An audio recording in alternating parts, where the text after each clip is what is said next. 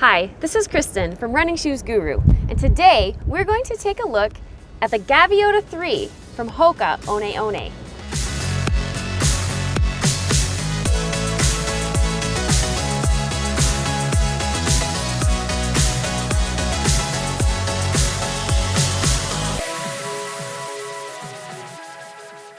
The Gaviota is the most plush stability offering that HOKA offers.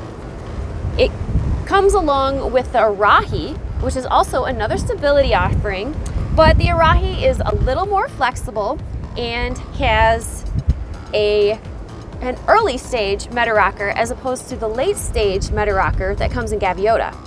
Now that difference comes in where the shoe pivots, where that fulcrum is in the shoe. In early stage meta rockers, the pivot point is just before where the metatarsal heads hit in the shoe. And for these late stage shoes, the pivot point comes after that point, which means it pivots you into the toe off. Right out of the box, I loved the look of the Gaviota 3. It has a nice clean look. I like the colors, but this simple upper look belies the actual technology that's going on in the shoe, and we will go into that. Of course, the Gaviota has the signature HOKA look with the maximal midsole, and that comes with a lot of comfort. The thing I noticed about this shoe is that it is the most stable platform that I have ever run in. It's definitely a wide base all throughout, with more of a straight cut in the midfoot than a lot of shoes. On my first run in the shoe, I loved that feel of the platform. I really do like running in the Gaviota. I like that solid feel. And I tried to ignore the weight. I really did, because I like running in it so much. But that does add up, and it doesn't take too many miles where the weight is pretty noticeable. But if this is a shoe that you want for everyday runs, or even long runs, if you can handle a heavier shoe, this is something definitely to look into. This is not going to be your speed shoe, but it is going to be a good everyday shoe, into maybe even long run shoe for someone who doesn't mind a little bit heavier shoe. The EVA midsole is thick and plush and comfortable, but it isn't squishy. It supports your foot and is nice and responsive.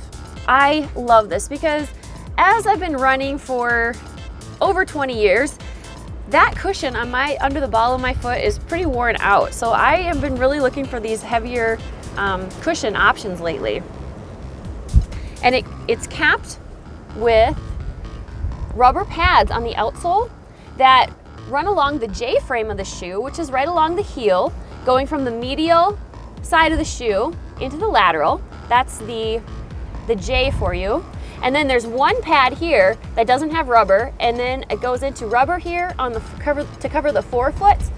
Most of this forefoot has rubber covering the outsole, and this shoe offers great grip. I had no problems running in snow and rain, and it handles those wet surfaces well.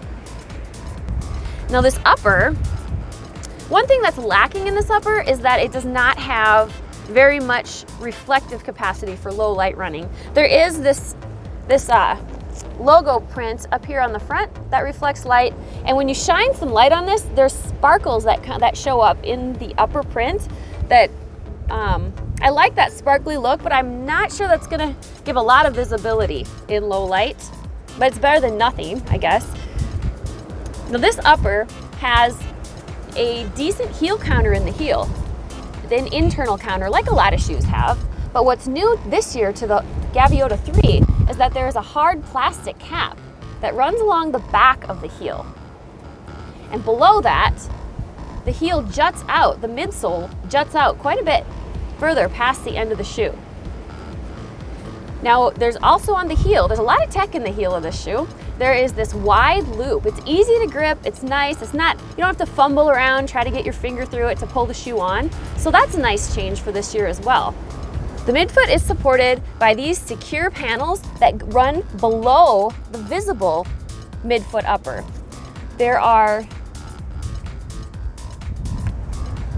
There's this firm sort of rubbery type material that comes up and runs through, and the laces run through the visible upper in one loop, and then it alternates and will go through the more firm, stable, supportive loop for the next one. Now these pieces run on the lateral side and the medial side and run all the way down to attach to the midsole. So that offers some nice support in the midfoot, and I noticed as I snug up the laces that I can customize my fit, because I like to keep a little bit more room towards the ball of the foot, because that's where Hokas have traditionally been narrow and tight for me. I haven't noticed that in this shoe because I'm able to keep this part more loose and really snug up these sections closer to my ankle.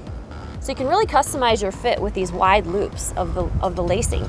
The laces also run through this loop on the tongue to further lock down the tongue. And again, the tongue comes and attaches to the medial side and also the lateral side of the shoe. So the tongue is very well attached.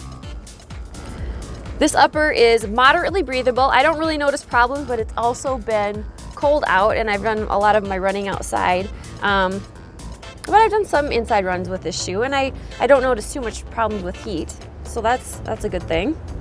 Oh, another cool aspect of this shoe, we've got a plush sock liner, you can see. So it's standard, normal, but plush sock liner, you can see that. But then underneath, look at that, check that out. We've got the perforated bottom that offers a little bit of added cushion and breathability. If you like this review, hit like and subscribe so you can get more of these reviews from runners just like you.